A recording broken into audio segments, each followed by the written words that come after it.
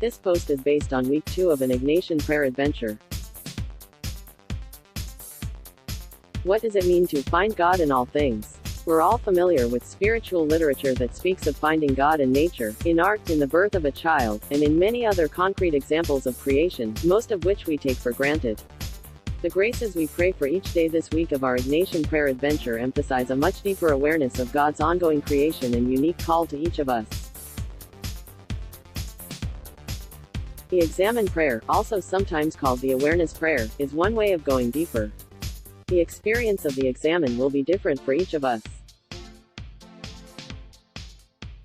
I offer here a few comments derived from my own experience. Step 1. Pray for God's help. Be aware of the presence of God, here and now. The other side of that coin is to be present.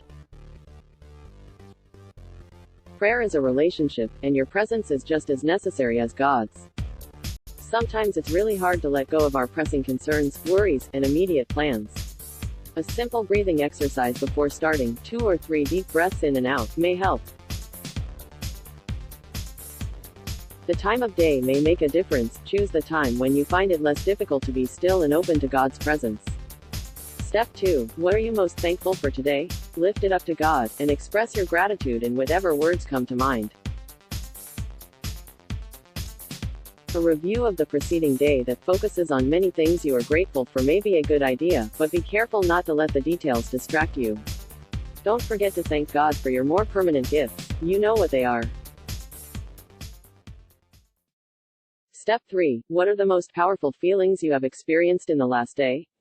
Finding God deep within ourselves is a new idea for many people. If we approach it with honesty and openness, it can be a deeply personal experience of God's unconditional love for each of us.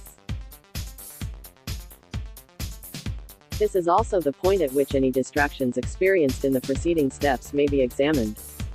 I have often heard from spiritual directees that they are distracted from prayer by problems at work or in their families. If these distractions are ongoing, they may be a clue that you need to bring the issue to prayer, and ask God to help you find the grace in the situation.